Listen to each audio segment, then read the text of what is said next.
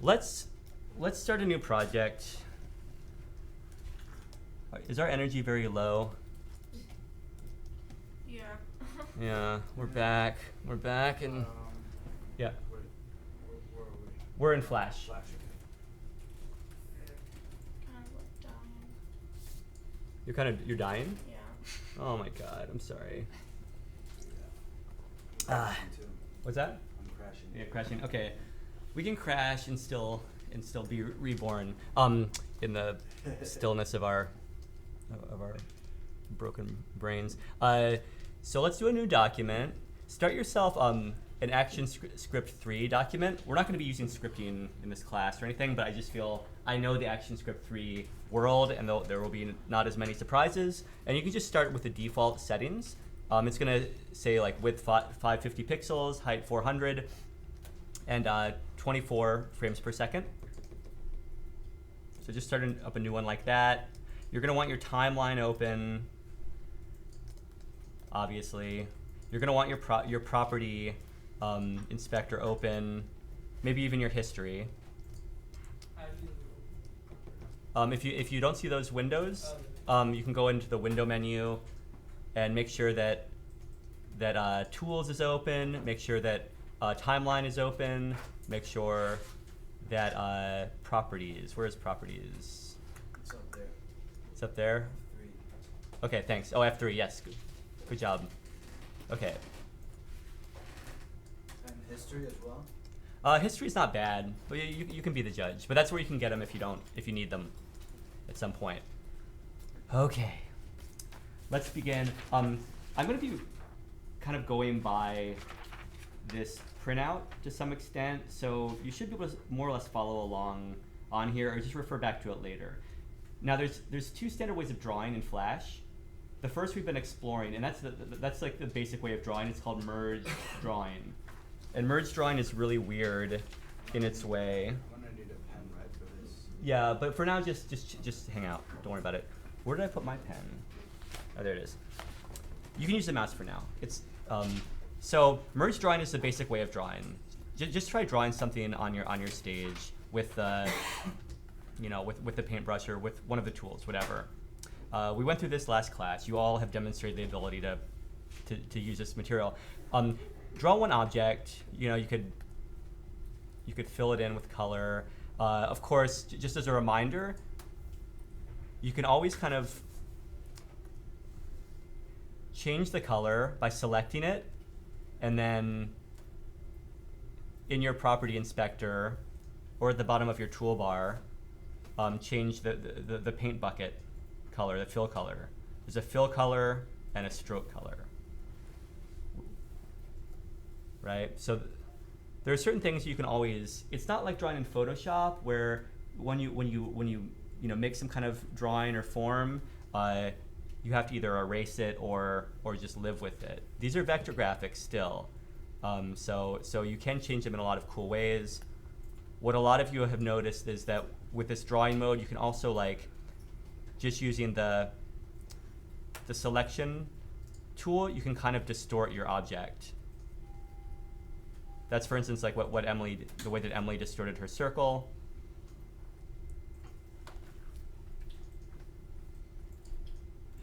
Okay.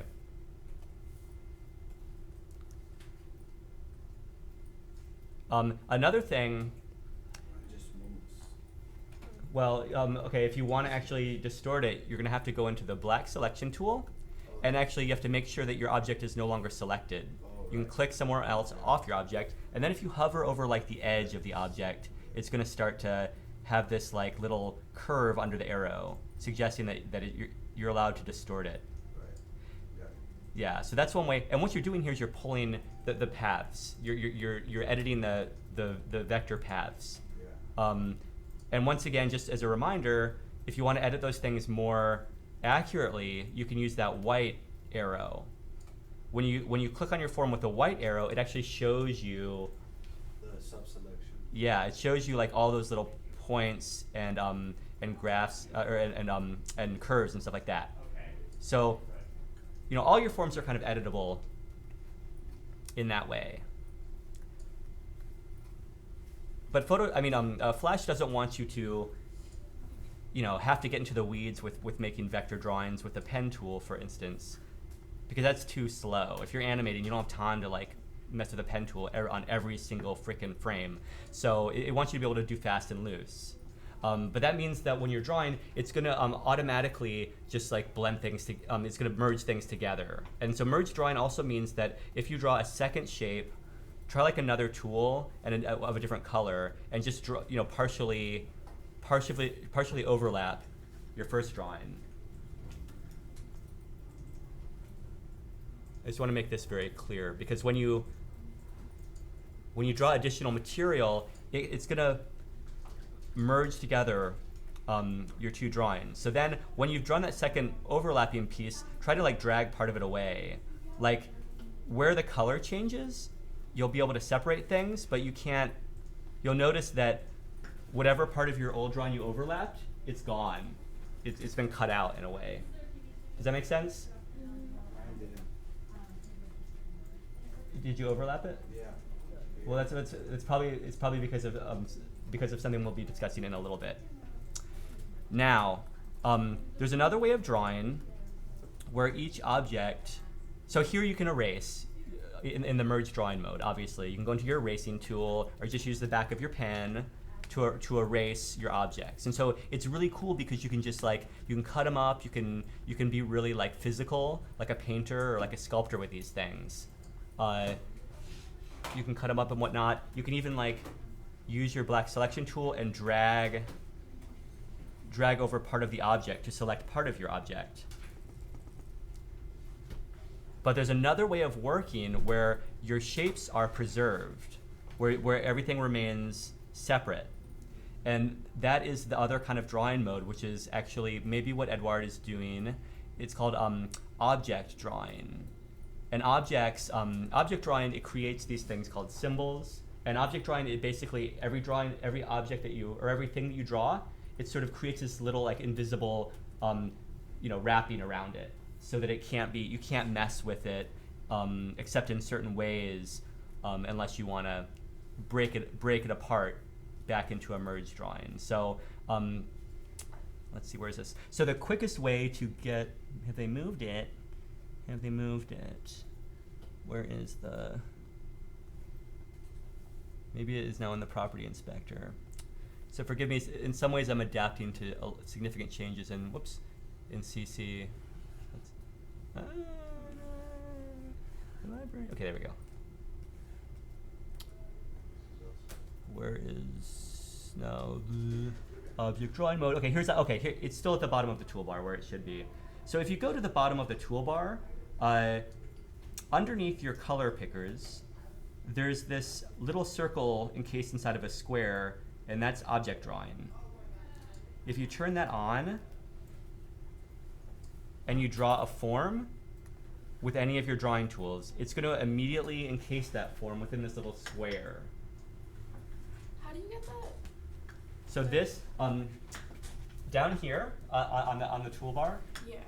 there's this little circle within a square. If you hover over it, it'll say object drawing mode. I don't think I have that right now, unless it's up here somewhere. Go into one of your drawing tools. Make sure you're selecting one of your drawing tools. I guess it appears when you select the drawing tool, right? Yeah. So it just pops up. I know this stuff. You'll be at home. You'll be like, where the hell was that object drawing mode icon? So get into this. We're not necessarily going to be drawing in object drawing mode all the time. But I just wanted to introduce you to this idea. So when you're in that mode, you can draw with any of your drawing tools. And then when you try to select one of your objects that you drew, you can move it around and it's still independent of the other objects. And that could be really good for you if you're building a character or a face and you want the character's cheeks or eyeballs to always be selectable independently, right? You can still do manipulations of this thing. Test it out. You can still use the selection tool when hovering over the edge to deform the thing. Well, it's not letting me do that right now, but let's see. In certain cases, you can still deform it, but you can. More importantly, you can also change the color by just selecting it and changing the fill color either in your toolbar or your properties inspector. You can change the stroke color if there is a stroke, and the stroke thickness in the property inspector. You can make some modest changes. You can also, more importantly, you can also scale and rotate this thing by clicking on the free, what's it called, free transform tool? Yeah, free transform tool. You could like shrink it down. You could, distort it in a lot of different ways. And you can even you can rotate it by hovering your arrow a little bit off one of the anchor points, a little bit outside the anchor point, and it'll become this rotation symbol, right? Have we all tried that? Are we all kind of, okay. So those things, it still has some editability, but you'll notice that if you try to erase it, oh, it's letting me do it. I stand corrected. What does it do? When I erase it, does it lose its property as a, so you can't erase it. Oh, you can, CC has made some innovations. Anyway, it's not as, so you can't erase it. Now we can erase the frickin' symbols. But this is a symbol. It has a little bit more, it's kind of protected from manipulations. It's at least protected from merging into your other graphics. So it's like a wrapper around an image. Now if you want to edit this in slightly more open-ended ways, you can either go to, let's see, is it in modify? Oh yeah, in modify, you can break it apart to get it back down to a merged drawing. If you wanted to kind of combine it with my other scribble drawing, you can do that.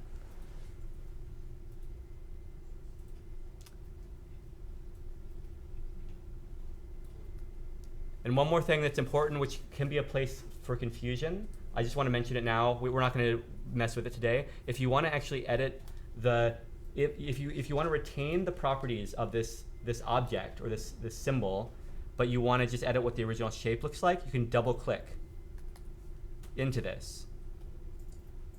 Okay, and you can edit you'll see that the kind of square around it, the border around it disappears, the kind of protective wrapper disappears, and you're actually able to edit the thing.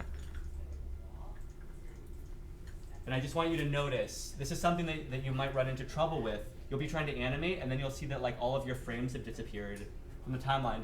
I'm actually inside the bubble of the symbol.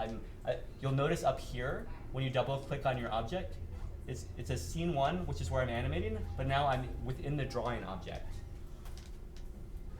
Is that super confusing? I'm actually inside the bubble, and so I can edit the object as if it was a merged drawing. And then let's see, let's just move this. I'll just move the inside a little bit, and then I can actually go back to scene 1, step out of the bubble, and now my original drawing has changed, but it's still encased in this protective bubble, right? Don't worry if this is confusing at this point, but just know there's two types of graphics. One is the merged, one is the object. Any questions right now? Okay. I want to introduce that because there's kind of two ways of animating in Flash, and one is with merged drawing, and one is with these objects. They actually call the objects the object drawing forms symbols. So that's one thing. Okay. So let's talk about tweens. Tweens are the language, or tweens are the word that expresses the animating mechanics in Flash, right? So first off, if we want to, let's erase our object for now. Let's just have a merge. Go off object drawing mode. So click that off and just draw some kind of merged drawing graphic. Okay. How do you create a sequence of frames where you extend the graphic that you have in keyframe 1 to like 30 frames. How do you make that first frame last for 30 frames? Just hold in place.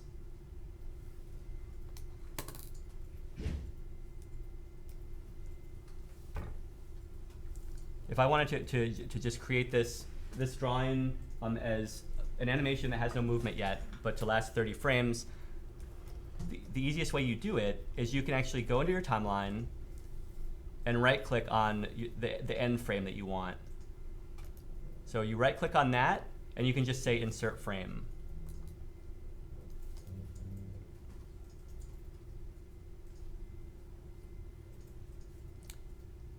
And it's basically just going to insert the frame at the end and frames all the way in between from frame 1 to your current frame.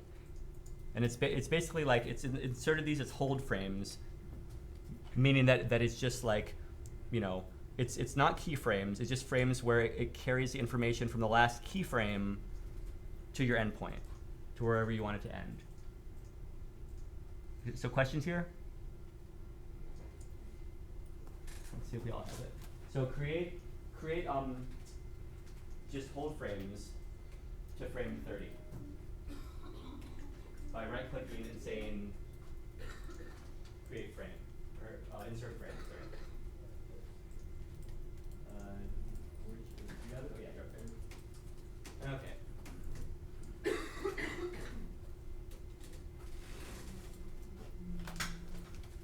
Okay. Does everyone have it? Yep. Okay. So now, starting with this, we could start moving things around. You know, the way we did it last time is we created keyframes in each independent frame, and we moved it each time that the frame changed, right? And you could do that here. You know, you could highlight all your frames, and you could say, convert to keyframe.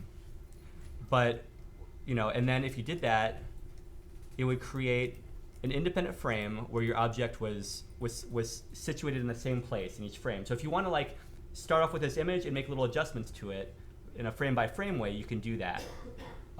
These keyframes are now independent. If you move one, the others will stay in place. You can't move. You can't make any adjustments in a frame unless it's converted to a keyframe.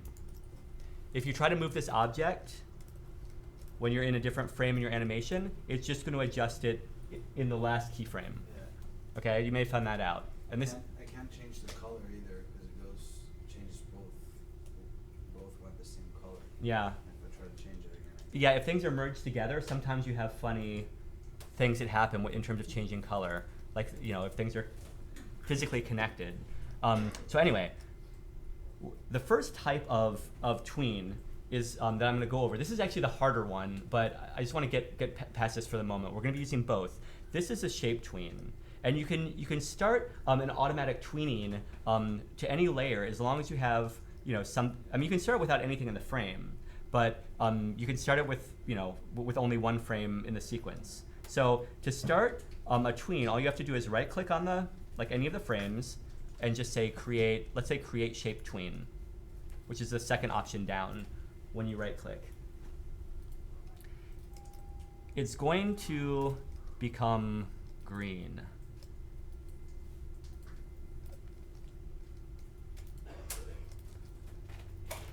So right now, nothing's happening. If you want to make something happen in frame 30, just right-click on frame 30 and say convert to keyframe. Don't convert to blank keyframe because then we lose our content.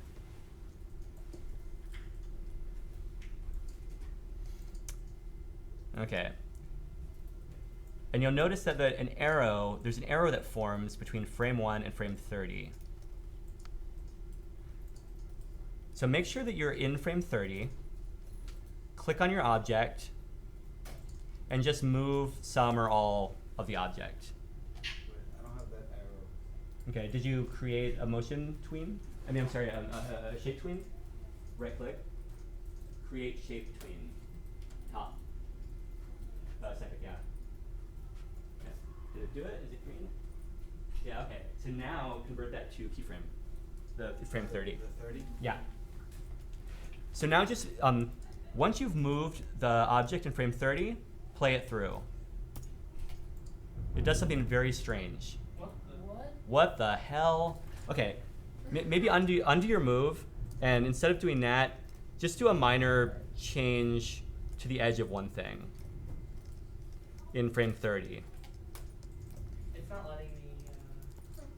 Oh, there we go. Yeah, if you undo a couple times, you can get back to where you were. What? Yeah, so shape tweening does some crazy ass shit. Oh god, I'm fired. It does some crazy crazy. It's not letting me select just like parts of it. It's because of the Let's see. What happened? Like even with the direct select, it's not letting me select. Oh, it's done a little interesting. It should just try to erase some part or something. Even with the direct, are you still drawing an object? No. No, okay. Something happened there. Because when I go back to the first part, Let's go to the last one again. Let's see what happens. there we go. Okay, well, whatever. It So always works when. yeah. So anyway, just do a minor adjustment to the last frame, and then you can go back and look, see what it does. If you just like deform one edge or something, it's going to like behave a little more predictably. What this does, I mean, this is a very unpredictable tool, so you have to be careful and you have to like really watch how it interprets the movement from one stage to the other. This is a way of creating deformations that are very like open-ended. Try to change the fill color of one of your objects in the final frame, for instance. That's a good way to, to play around. The fill color will change nice and gradual.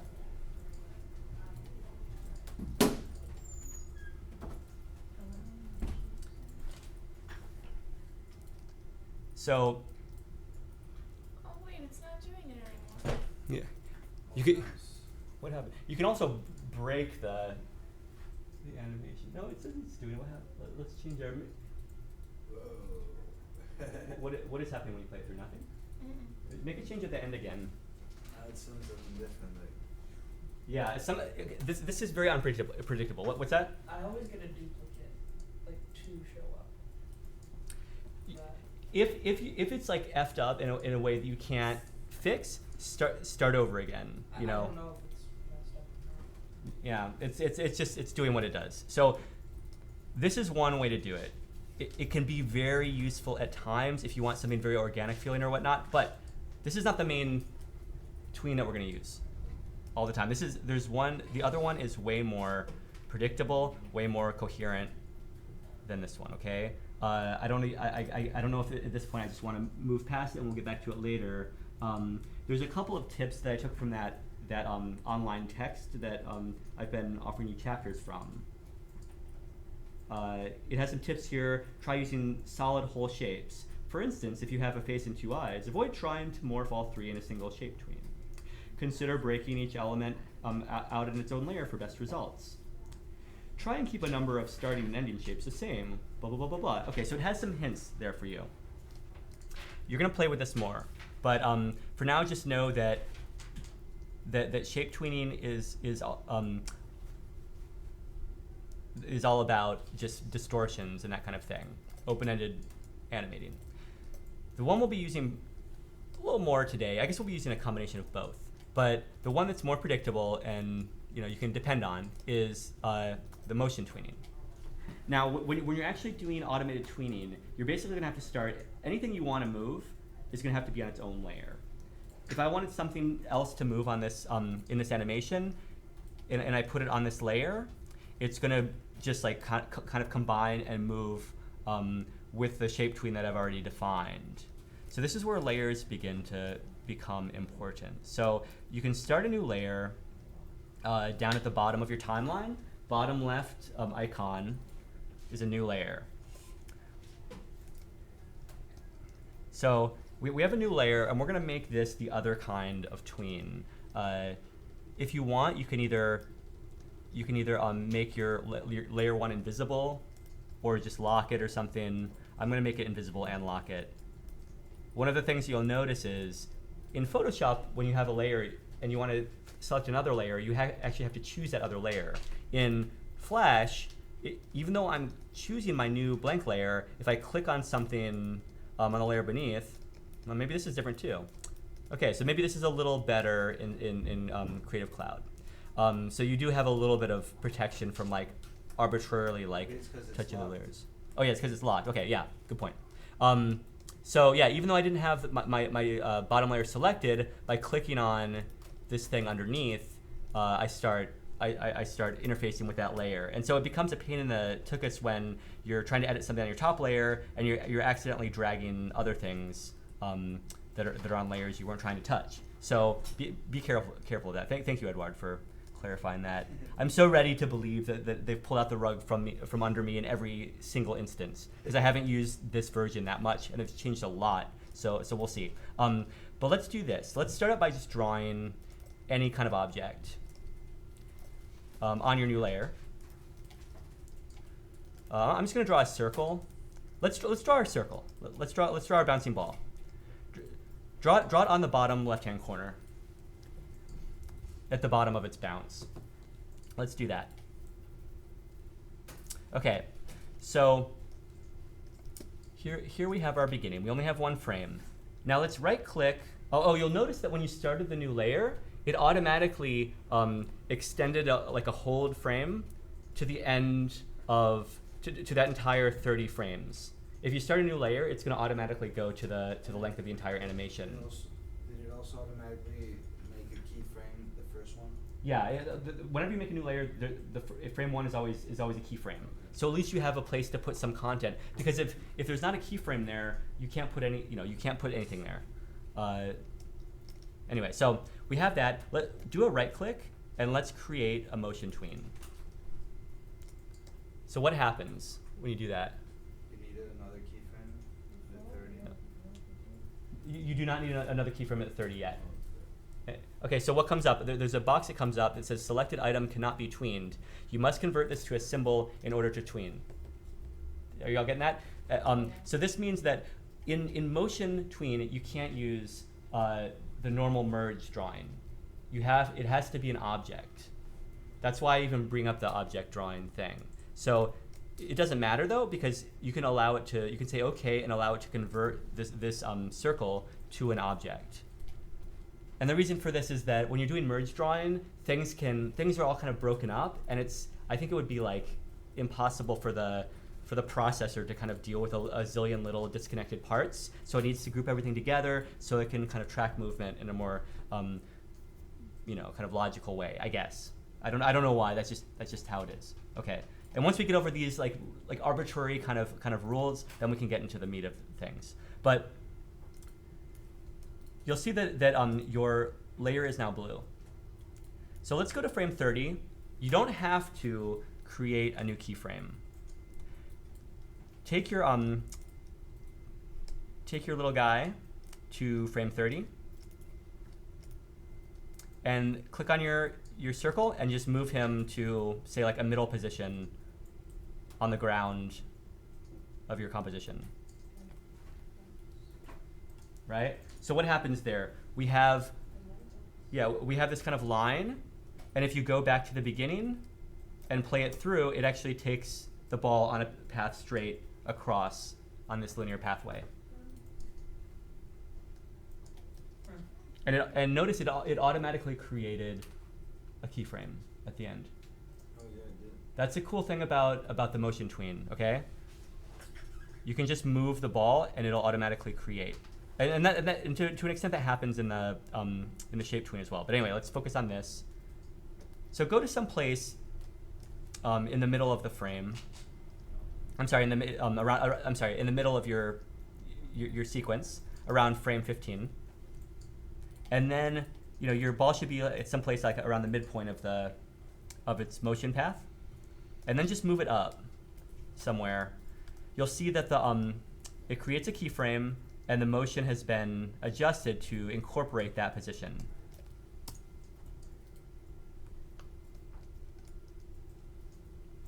So move it to the top of the arc of the bounce. And you'll see that it slants up to the top and then goes back down.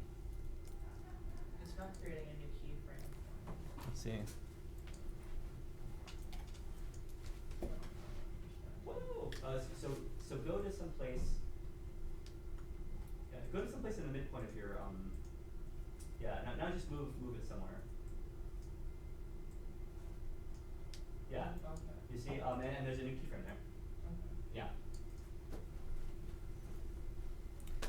So guys, we know that a ball does not bounce in this straight up and down way along these straight diagonal lines. So you can actually change the curve of the motion with your selection tool just by dragging one of the points on your path.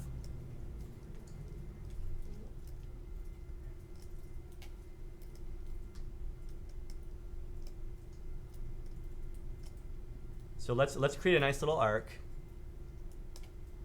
for the bouncing ball.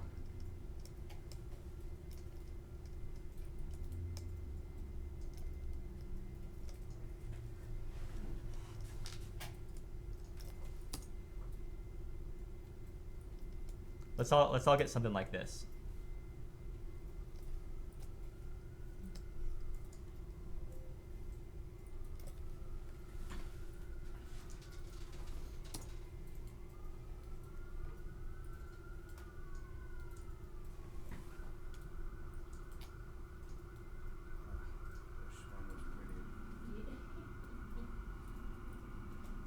And you can really get in there and adjust certain things. I mean, you can adjust your positioning. You don't have to be totally mathematical about it. You can kind of adjust your positioning at any point if it goes off course.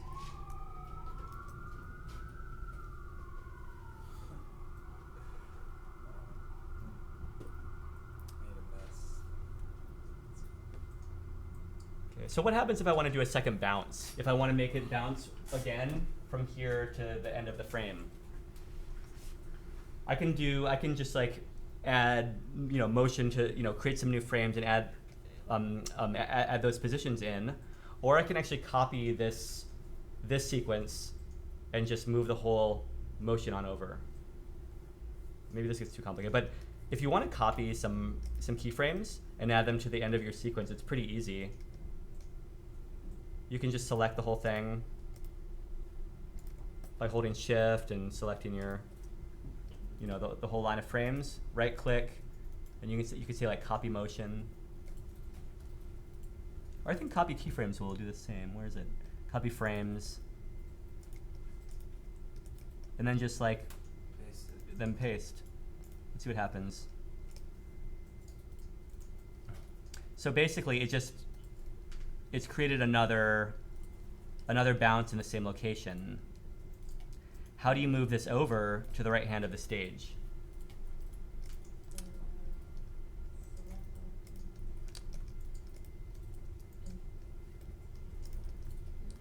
So yeah, if you move it with just the normal selection tool, it just changes the arc. If you click on it with this the white selection tool, the direct selection tool, you can adjust like some of the points. In this case, you can actually move it over. Let's see, with the free transform tool. Let's see if this works. So click on the path with the free transform tool and just move it to the right position. Let's see if that works.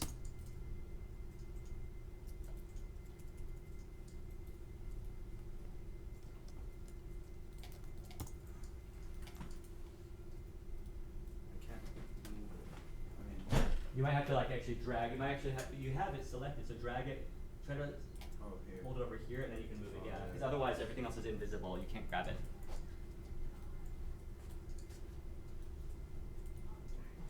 Everyone got it. Just totally child's play. Everyone. Oh yeah, and as Annie's doing, you might want to. It's always fun to turn on onion skinning to just see, where all your frames are. It's a fun thing to do.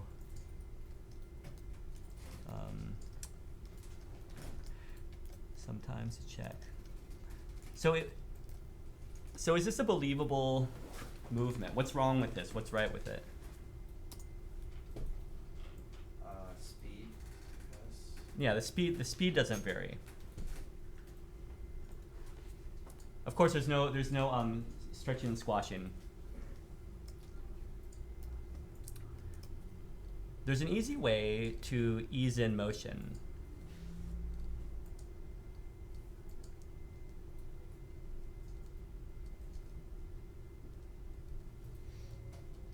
Okay, here's one simple way to do it where you don't have to think about anything except for adding frames. If you want to, like, where is this going to slow down in its arc? Like at the top couple ones. Yeah, like probably around here, it's going to start to get slow, and then it'll be slow through here, then it'll speed up. If you want to, you can kind of like, you can kind of just choose a path on the arc, and you can like kind of move it. You know, you can kind of do it by hand.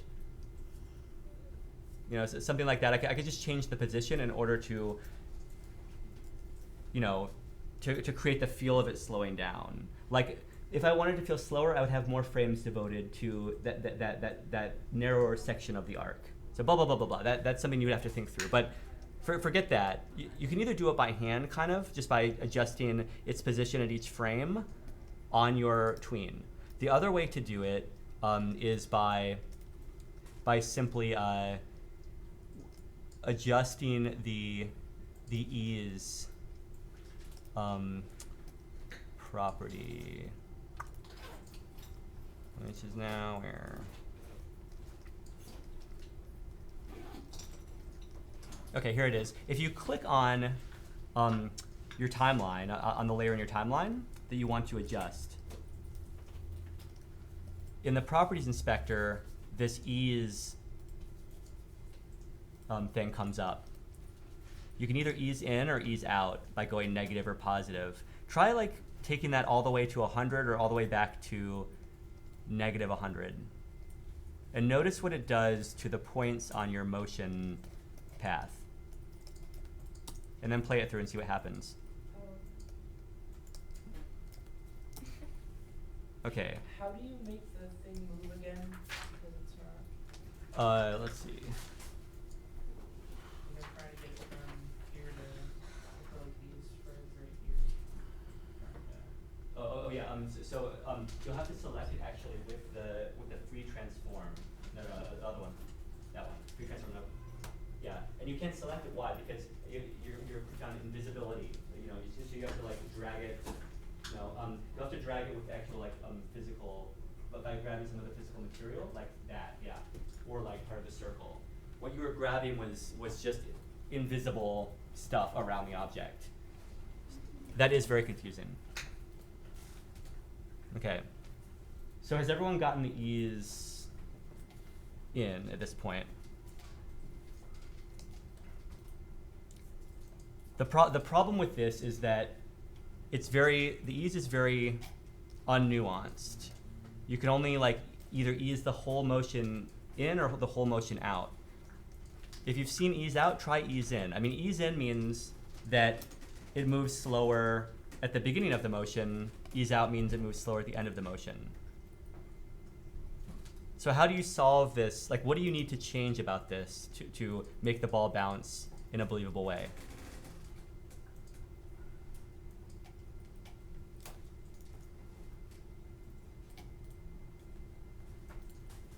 Any ideas? Do it manually. You could do it manually. I'm going to show you how to do it with this function though. And what would you do if you did it manually? Play with the dots. Yeah. In order to Yeah, let's see. I wonder if you can just drag the dots themselves. With the white. No, you can't really. So, I did before. oh, you did? With the yeah, so you can play with the arc with the selection tool. But the way I'm going to tell you how to do it is still using this ease in property. There's a lot of ways you can do it manually by changing the position of the ball at different frames in the animation. But if you want to use the ease in property, all you have to do is split the motion up. into different bite-sized pieces so that each one can just be eased in one direction or another. Is this totally so abstract and confusing at this point? I don't know. I can't even find it. Okay, so ease in, click on the layer in the timeline. And yeah, that was it. Did you click on the layer? Just put Yeah, okay. So now,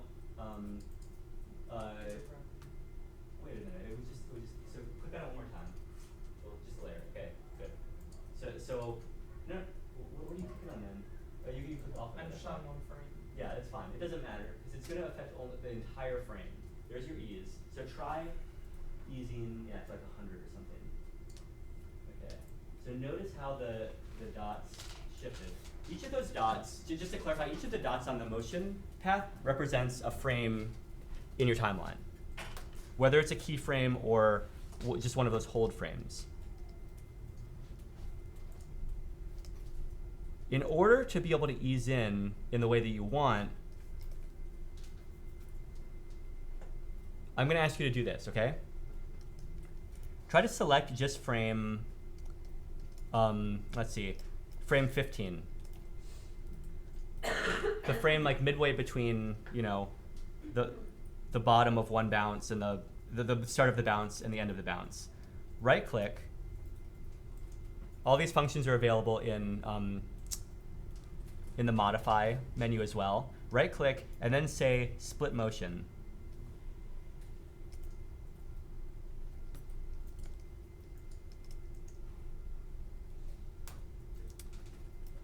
And annoyingly, it moved my whole path, but now we know how to move the whole path if we want to. So I split my motion at the top of the arc.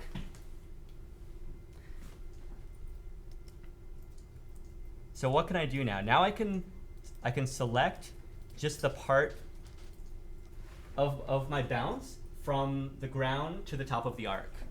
And now I could just ease out that motion to 100.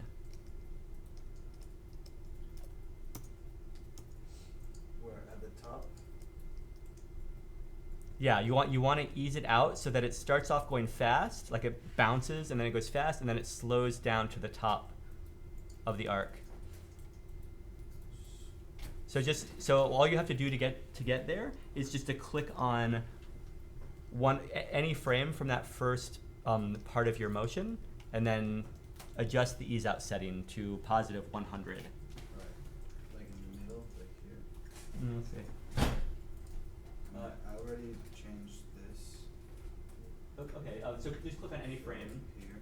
Just click on any frame. Okay, so let's look at with our properties inspector. Here. Okay. Yes. And now, yeah, so you actually want to go to +100.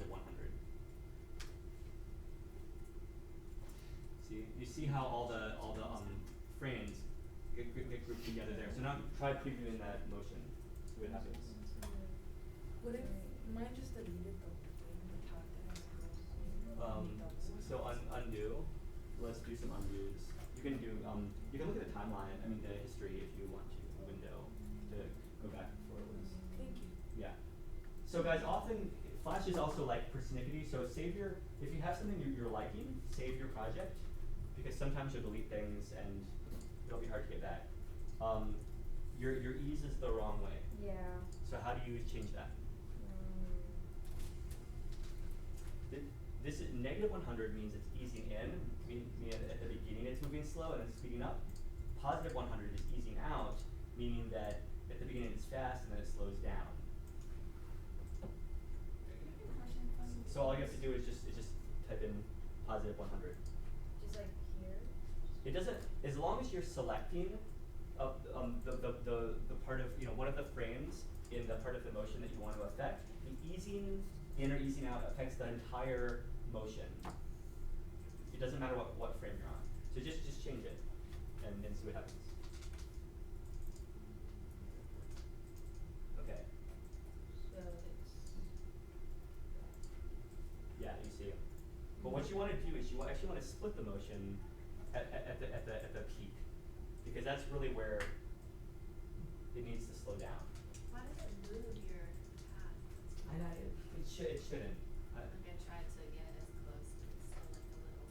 That's okay, as long as we're close. I'm not sure why it moved it. I actually wasn't having that problem before. So actually you're backwards here. And what you want to do, you actually want to split the motion right at the top of the peak. So that you can actually, you want to get it to slow down up here and to speed up here. So you want to split it at the top of the arc. Yeah. How do I get this to so I can see all the dots again? To do what? To get closer together? Yeah, it's not letting me suck in these little dots. You can't really do much with just changing the dots, okay? So that's the pain in the ass. It's not, it should have that ability. What those dots though represent, like the position of each frame. Yeah. If you were to go to the position that you want to adjust and you move the thing, that's how you move it. So yeah, I know it's a pain, right? But what we want to do is just don't worry about just adjusting minor things right now. Just try to get that easing to go in the right direction. Right now, it looks like this is easing. If it's easing at all, I'm not sure. Have you used easing? So you actually want, for this one, for it to ease in the other direction, so that the frames are closer together at the top. So you want it to ease in. That's negative 100. Yeah. So play that through and just see what it looks like. Or just that part of it if you want. Yeah, there you go. So you see how, I mean, that looks a little bit more natural, am I wrong? And you don't necessarily need it to ease all the way to negative 100 or positive 100.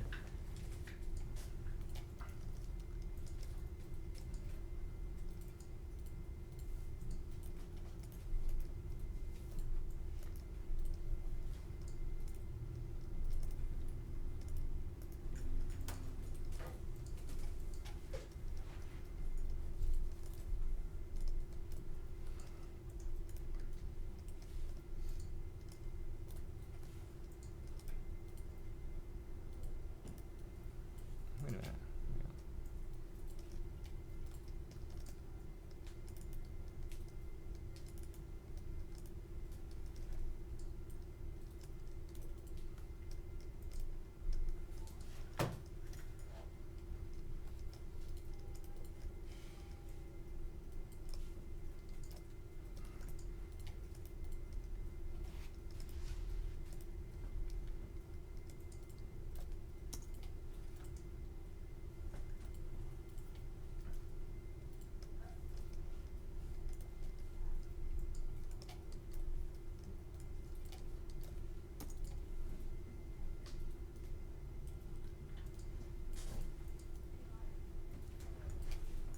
Okay, we'll take a break soon, guys.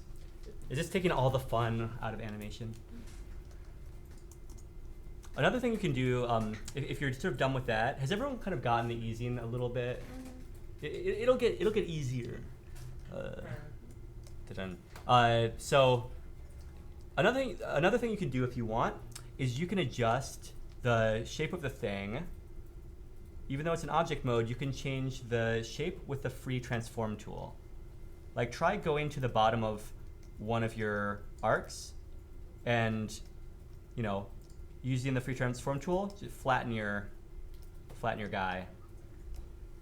And you might have to do it if you have another frame that is, another keyframe that's nearby, you might have to adjust it again. You can also, change the shape in any frame in order to add a new keyframe where it achieves that shape. So I'm gonna add some squashing. Whoa. Did it totally mess things up? It kept it squashed for the entire thing. Yeah, if you change it in just one place, it's gonna keep it squashed the entire thing. So you can either undo that and define it differently somewhere else, give it another keyframe. Or you can just make some adjustments. If you wanna go back to the frame before it makes impact and get it back to a perfect circle, then do that. And you might also want to elongate it where it is appropriate that it speeds up. Remember, you can also rotate in this mode by hovering outside the handlebars of your transform tool. You know, for stretching, it should really be stretching in the right direction to accentuate the direction of movement.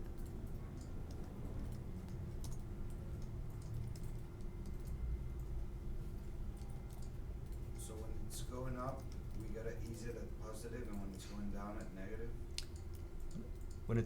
When it's going yes, when it's going up, ease it positive so it eases out, and when it's going down, ease in, which is negative. Yeah.